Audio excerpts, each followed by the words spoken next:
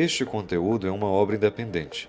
Seus comentários e opiniões são de responsabilidade dos seus idealizadores, não refletindo pensamentos e opiniões da emissora TVI.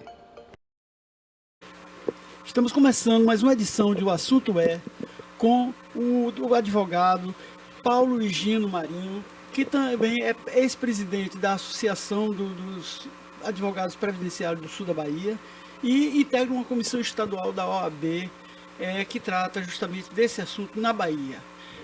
Doutor Higino, a Previdência Social teve um golpe esse ano de 6 bilhões de reais praticado por um grupo de associações e sindicatos que retiravam dinheiro de aposentados.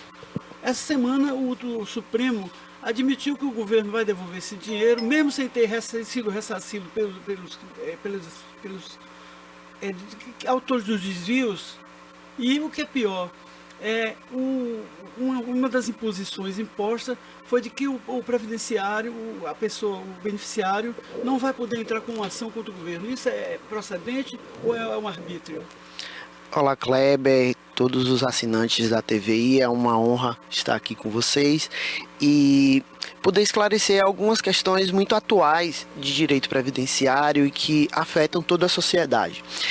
Essa questão é inicialmente necessário a gente fazer uma distinção, onde associações e sindicatos legítimos que são devidamente constituídos e fazem um trabalho muito digno, muito necessário para os aposentados e pensionistas, e uma associação criminosa e que deu um verdadeiro golpe na população desde 2019. Retirando indevidamente dinheiro dos aposentados, pensionistas, que na grande maioria das vezes são pessoas em extrema condição de vulnerabilidade, literalmente dependem desse dinheiro para comprar seus remédios e para subsistir de forma digna.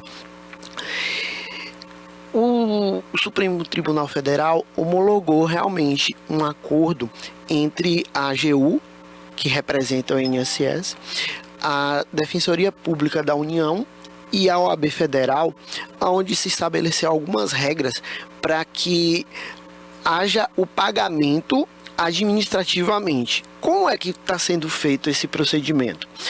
Bom, em primeiro lugar, o cidadão tem que ir no site Meu INSS, com sua senha Gov, impugnar os descontos. As pessoas que autorizaram o desconto, as pessoas que de fato se associaram, não tem nada a questionar.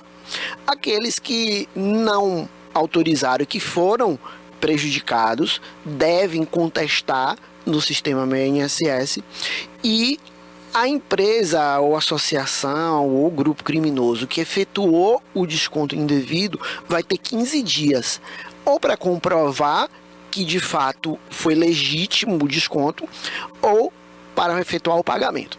Caso não faça o pagamento em 15 dias, o INSS irá arcar, mas com algumas limitações. Primeiro, vai ser pago apenas descontos de março de 2020 a março de 2025. Não haverá direito à repetição do indébito, com base no Código de Defesa do Consumidor, que seria aplicado subsidiariamente. O que é que isso quer dizer? Não vai haver o pagamento do prejuízo material em dobro. Também não haverá direito ao pagamento de dano moral, que existe e é nítido. Afinal de contas, a pessoa ficou sem um dinheiro para completar o pagamento da comida, do remédio, da higiene, e isso gera um dano moral indenizável. Porém, no acordo que foi homologado pelo Supremo, o cidadão teria que abrir mão disso. E os honorários advocatícios dos profissionais que já deram entrada, que já e muitas vezes tiveram decisões favoráveis, ficaria limitado a 5%. Quais os impactos disso?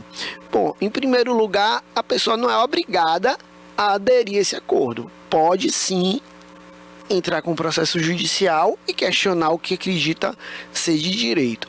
Mas a gente sabe que na prática, se o Supremo já homologou esse acordo, é porque ele está fazendo uma análise político-social. O que é que isso quer dizer? O impacto financeiro de uma indenização por dano moral e de uma repetição de indébito com danos materiais e honorários advocatícios de sucumbência passaria do valor de trilhão. E esse impacto necessariamente seria suportado pelo governo, pelo INSS. Afinal de contas, as empresas fraudadoras não teriam lastro para arcar com esses custos. Agora, isso significa que o aposentado, o beneficiário da Previdência, foi lesado mais uma vez com essa decisão? Infelizmente, sim. Ao que tudo indica, vai ser um prejuízo. Principalmente porque o Supremo Tribunal Federal sobrestou os processos que ainda não foram julgados e sobrestou a execução daqueles que já foram julgados. O que é que isso quer dizer? Os processos estão paralisados enquanto se decide um caso paradigma lá no Supremo. Como ele já deu indícios de que o entendimento é pró-governo, pró-INSS, a potencialidade do cidadão ficar prejudicado é muito grande. Agora, esse rombo foi descoberto em abril, mais ou menos. Quer dizer, nós temos 3 meses que o fato aconteceu. Nesse período, o governo cobrou do aposentado e dizer que ele que não fez o pedido de doar o dinheiro ou ceder o dinheiro para as instituições. O uso da prova não caberia ao próprio governo pesquisar, porque foi ele que descobriu o rombo lá e tudo está lá. O aposentado dizer que precisa receber, quando a maioria dos aposentados são pessoas com um salário mínimo, sem acesso às redes sociais, sem acesso ao computador, tanto que botaram até o correio para poder atender a essa demanda, e pouco menos de 2, 3 milhões de pessoas é que foram até os correios, numa demanda que seria 9 milhões, são 30 milhões de aposentados. E aí? Essa situação, Kleber, é muito interessante porque na área de ciências humanas, na qual o direito está inserido, não existe receita de bolo, não existe uma regra geral que se aplique, porque as pessoas têm sonhos e têm atitudes diferentes. Existem pessoas que de fato se associaram, existem pessoas que de fato autorizaram o desconto. Elas estavam buscando algum benefício, ou uma redução para atendimento médico, ou um convênio para uma utilização de clubes recreativos, ou algum benefício para transporte, ou alguma vantagem. Algumas pessoas autorizaram, a grande maioria não. Nesse contexto, o governo não tem como saber quem de fato autorizou e quem não autorizou. Daí a necessidade de haver a demonstração, a sinalização de que foi prejudicado indevidamente. Se a pessoa autorizou, não tem direito a questionar nada. Se não autorizou, tem que sinalizar. Daí a ideia do correio, daí a ideia da impugnação do sistema Meu INSS. A gente sabe que na prática acaba sendo uma utopia para a grande maioria da população, que não tem acesso à internet, não sabe movimentar o sistema Meu INSS, que é complexo. Muitas vezes os próprios profissionais, advogados que atuam em outra área, têm dificuldade, pior é um cidadão comum que não tem realmente essa vivência. Mas o que foi imposto e é o que a gente tem para sinalizar nesse momento. E a punição desses crimes, qual seria? Ninguém foi preso, não tem nada... Aí entra numa demanda criminal. Aí vai ser analisada a culpabilidade, sem dúvida. É um crime de estelionato, né, que vai ser apurado. A Polícia Federal e o Ministério Público Federal já estão fazendo investigações, mas até o momento não houve nada de concreto, mas que existe o crime, que possivelmente haverá a punibilidade, é fato, inclusive, de servidores do próprio INSS. Afinal de contas, o INSS é o gestor do benefício. Ele tem a obrigação de garantir segurança ao cidadão. Até porque o cidadão não pode fazer essa gestão. Então, o INSS tem a obrigação. Se houve algum tipo de vazamento, como infelizmente se mostra que aconteceu, o INSS também tem servidores que participaram, mas isso vai ser apurado. Tanto que o próprio ministro da Previdência foi demitido, sob a acusação de, no mínimo, ter sido omisso. Mas o vice-ministro, que era o segundo homem no cargo tal, e que sabia do problema, ficou no cargo e é o presidente hoje. Infelizmente, aí é uma questão política e é uma questão que vai ser analisado pela Justiça, pela Polícia Federal e os órgãos de justiça, né? Agora, a Previdência Social, nós somos um país que está envelhecendo rapidamente. E lá para o ano 2050, eu acho que nós vamos ter mais aposentados do que gente contribuindo para o sistema da coisa. Como é que vai funcionar o sistema em função disso, desse gap, essa diferença entre o número de pessoas contribuintes e as pessoas que estão recebendo o benefício? Inclusive, muitos até sem contribuir, até pelo BPC, né, que a pessoa precisa contribuir e tem o direito, pelo menos, ao salário mínimo para sobreviver. Esse é um tema do momento em direito previdenciário.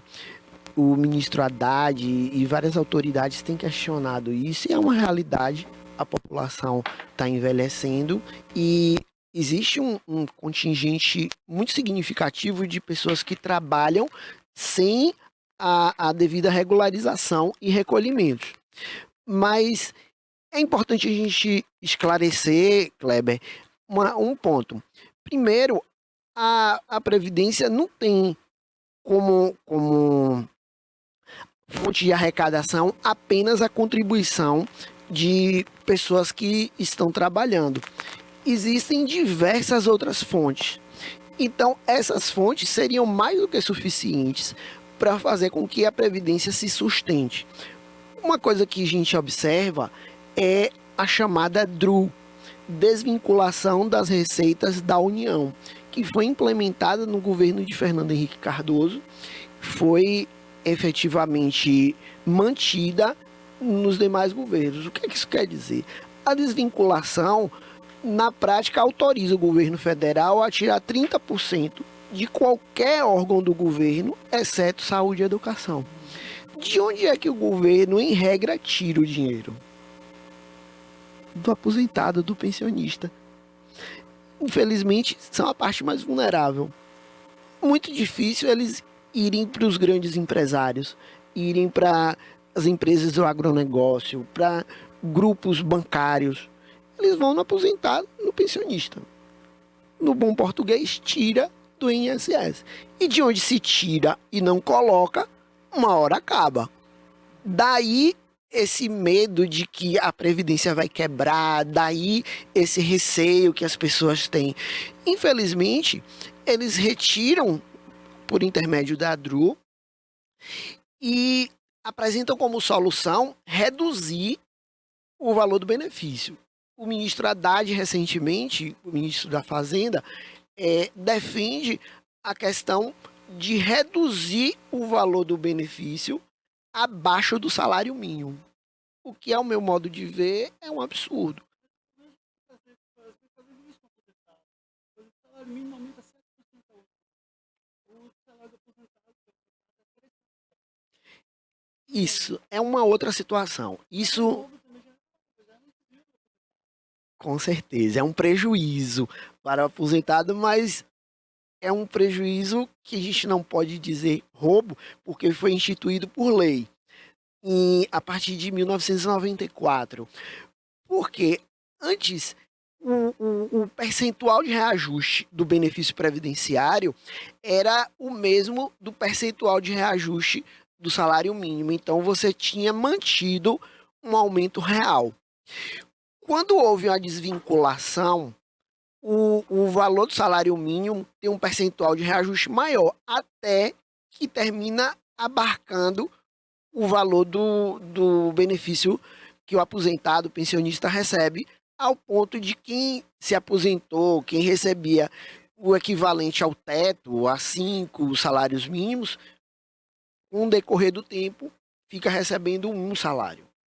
Isso é uma situação que, infelizmente, é recorrente e injusta, mas que foi instituído por lei. Mas o Supremo também votou outro dia contra a revisão da vida inteira, que a pessoa fazia uma revisão de aposentadoria esse benefício também foi cancelado para o aposentado? Essa é uma outra pauta de direito previdenciário que é extremamente combatida e a tese da revisão da vida toda se baseia na questão das pessoas que se aposentaram, mas continuam trabalhando. Observe que a lei permite que a pessoa continue trabalhando após se aposentar e a lei determina que deve continuar sendo abatido o valor previdenciário do salário da pessoa. A tese da revisão da vida toda surge justamente daí. A pessoa continuou contribuindo e é injusto que essa contribuição não sirva para melhorar o benefício da aposentadoria dela. Se ingressou com esse raciocínio e se ganhou em diversas instâncias inferiores até que o INSS, através da AGU, Advocacia Geral da União, que representa juridicamente o INSS, impugnou ao ponto de chegar no Supremo. O Supremo Tribunal Federal decidiu favoravelmente. Olha, realmente tem direito. Agora não pode ser concedido por medida judicial. Tem que ser feito por força de lei. O Congresso Nacional fez a lei. Acontece que, na época, a presidente do país era a senhora Dilma Rousseff, que vetou.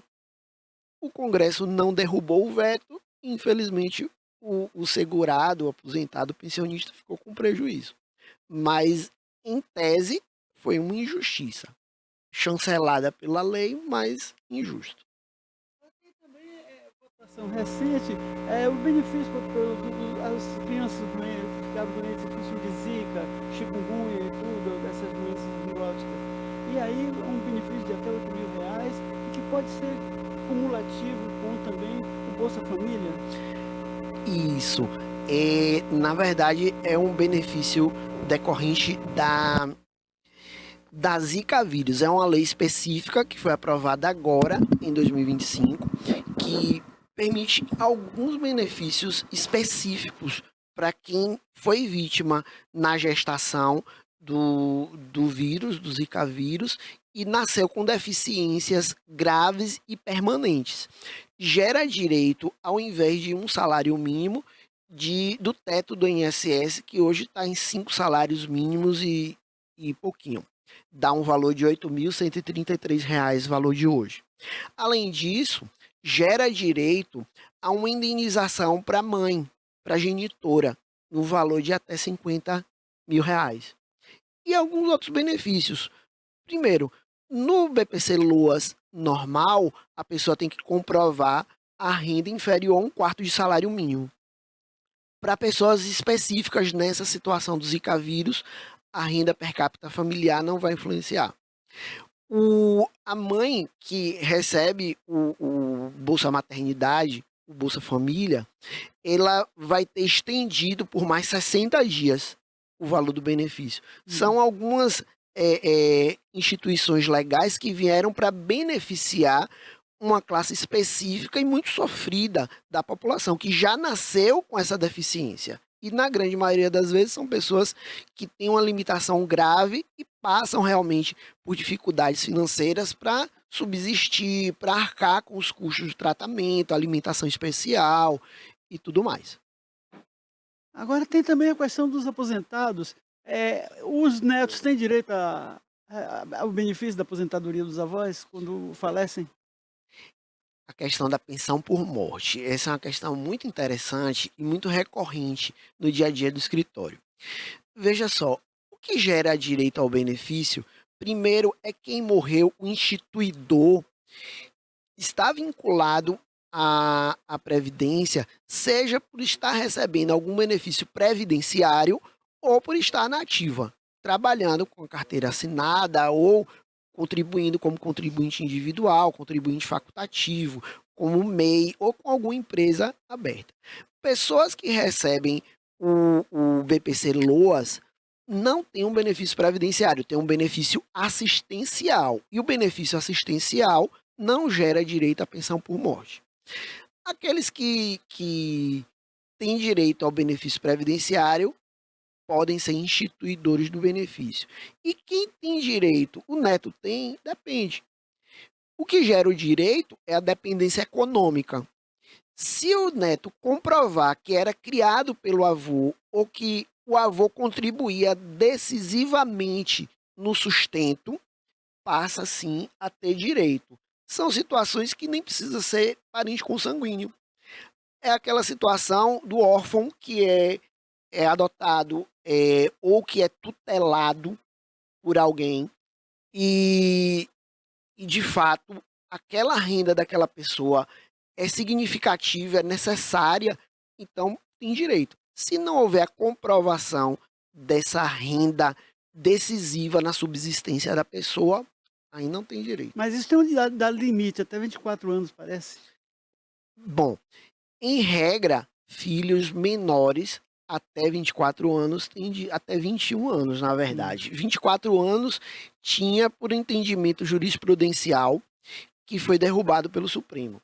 Existia o pensamento do STJ que, de fato, a pessoa não consegue se inserir no mercado de trabalho e garantir sua subsistência aos 21 anos, por conta de ainda estar estudando na universidade, de estar se qualificando, e se chegou à idade média de 24 anos, como se essa pessoa tivesse completado sua graduação.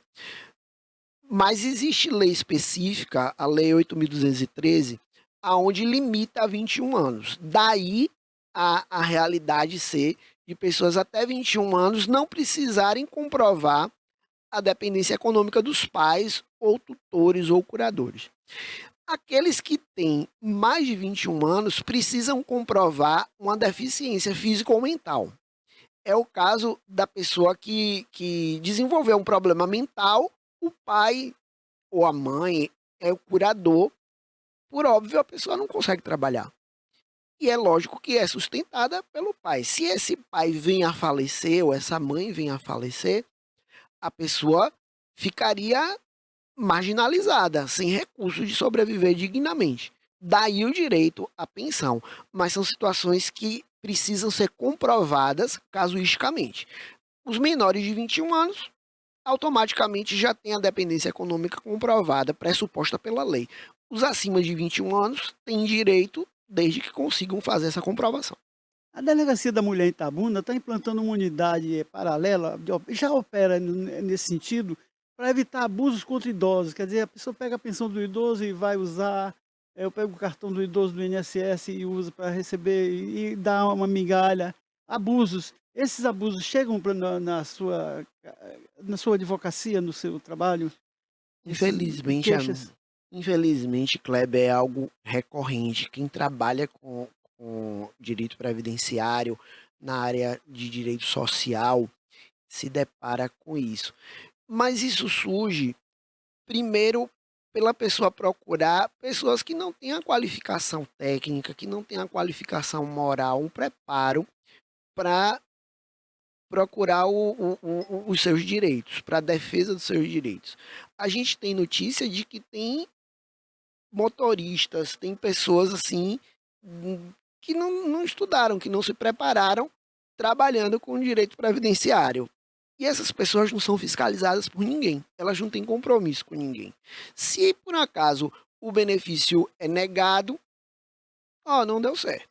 Se o benefício é concedido, e muitas das vezes eles tomam o cartão do benefício, ficam recebendo por um período indeterminado e dão um percentual pequeno para a pessoa que de fato teria direito, que de fato teve o benefício concedido.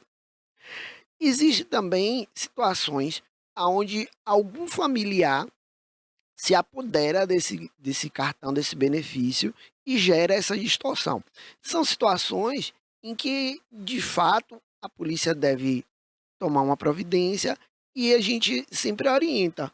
Procure a polícia, faça um boletim de ocorrência. Com esse boletim de ocorrência, procure o INSS, informe que o cartão foi extraviado ou não se encontra no seu poder, peça uma segunda via e tome as medidas protetivas para evitar que essa pessoa que estava se utilizando indevidamente do seu cartão, do seu benefício, não possa repetir o feito, não possa se apoderar novamente.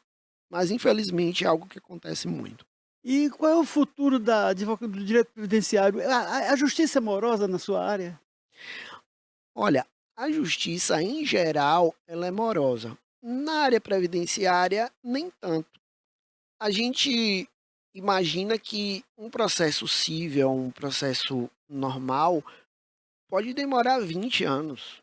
Eu tenho demandas com mais de 15 anos. E as pessoas realmente consideram que é demorado. E é, de fato. Mas na previdência a gente vê que esse prazo ele é reduzido. Você tem demandas que se resolvem administrativamente, às vezes em uma semana. Existem outras que levam 5 anos, mas em relação a outras áreas do direito é relativamente rápido, por um simples motivo. Demandas previdenciárias tratam de pessoas que estão passando por dificuldade, ou que eram o provedor da família e está incapacitado por doença ou por idade, e essa família vai passar necessidade se ele não tiver o benefício. Da mesma forma, a pessoa que teve o benefício negado e a família precisa arcar com esse custo de subsistência dessa pessoa. Então, de um modo geral, são demandas que precisam ter uma certa celeridade para não acontecer da pessoa vir a óbito enquanto o processo está tramitando. Uhum. E os herdeiros recebem o benefício da demanda? Depende. Ou o processo é extinto? Depende. Se a pessoa que faleceu tiver herdeiros na condição sucessória legal, esses herdeiros recebem. É o caso da pessoa que tem uma viúva, que tem uma companheira em união estável, ou que tem filhos menores de 21 anos. Ou deficientes que comprovem, acima de 21 anos, que comprovem essa dependência econômica. Essas pessoas recebem, sim, por intermédio da pensão por morte, ou qualquer outro que não teria direito à pensão por morte, tem direito a receber, mediante alvará judicial, o percentual do período em que deveria ter sido concedido, mas aí seria um valor relativo a alguns dias que não se torna um valor significativo. Na grande maioria das vezes, esse dinheiro fica para a União. Mas quando tem direito à pensão, essas pessoas recebem junto, e aí tem direito sim. Quais as demandas mais comuns assim na área previdenciária? As demandas mais comuns são as demandas por incapacidade, principalmente incapacidade ortopédica e psiquiátrica, e demandas de aposentadoria por idade urbana, mas principalmente eu sou especialista em benefícios rurais, então muita aposentadoria por idade de pescador artesanal, de trabalhador rural, e são em tese as mais recorrentes. Agora, essas aposentadorias, tem dificuldade? Demora quanto tempo para se conseguir uma aposentadoria? A legislação previdenciária é muito complexa, mas é complexa de verdade. Inclusive, é mudada com muita regularidade. Às vezes a gente tem regras que mudam por semana. Então, assim, é uma área do direito muito específica e é bem complexa. As pessoas, às vezes de outra área, que pegam alguma demanda, têm dificuldade, porque precisa fazer uma atualização muito severa e realmente para se adaptar ao dia a dia, à rotina. Se fosse fácil, não precisava do advogado, não é verdade? Agora, nosso tempo é escasso, nós estamos quase terminando nosso programa. Eu gostaria de saber quais seriam suas sugestões para simplificar esse processo e evitar essas demandas para o idoso, para o aposentado, para a pessoa mais carente da. Primeira dica, Kleber: procure um advogado especialista em direito previdenciário. Esse advogado, ele vai fazer um papel consultivo para orientar a pessoa a resolver o problema dela administrativamente junto ao INSS. Esse já é um passo muito grande para que a pessoa receba o benefício, se tiver direito, de uma forma mais célere. Se for necessário buscar a justiça, esse mesmo advogado que a pessoa constituiu vai tomar as medidas necessárias para peticionar, para orientar a aquisitação de perícia médica e, principalmente, outra dica que talvez seja mais importante: guarde sua documentação comprobatória. É muito comum as pessoas chegarem no escritório: doutor, eu estou doente, eu trabalhei, cadê sua carteira de trabalho? Cadê seus contra-cheques? Cadê sua comprovação de férias? Cadê para os pescadores e rurais?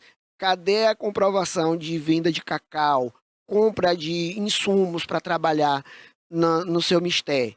Bota, rede, tarrafa, facão, adubo, não guardam nada. E na hora de comprovar, existe uma dificuldade muito grande. Daí, primeira dica: guarde a comprovação do exercício da sua atividade ao longo de sua vida. Segunda, procure um advogado especialista. São, assim, questões fundamentais que vão gerar uma celeridade muito grande na sua demanda. É garantia de que você vai obter êxito? Não. Não existe garantia de êxito. Mas existe uma garantia de percentual muito grande de que você consiga demonstrar o seu direito. Paulo, muito obrigado pela sua atenção, pelo convite. Eu acho que a gente vai voltar de novo, porque o assunto não vai faltar. Bem, como é um fim de semana, uma recomendação de um livro é McLuhan por McLuhan. É uma série de 19 entrevistas com o teórico da comunicação e que foi o profeta da globalização. Ele também foi o homem que previu a internet, as redes sociais e antecipou o futuro que nós vivemos agora com todas as suas contradições. Já uma série de televisão, para quem quiser assistir algo interessante, é Dignidade. É uma série passada no Chile, nos anos de Pinochet, e que é um projeto de o promotor Léo Ramírez investiga a colônia Dignidade, fundada por um ex-cabo nazista, e que montou um hospital, montou um centro de atendimento, e envolveu famílias chilenas e alemãs. Inclusive, a unidade funcionava não só para atos de pedofilia, que era o crime mais comum do grupo, como também como um centro de tortura para o exército chileno durante o período da repressão. Bom final de semana para todos.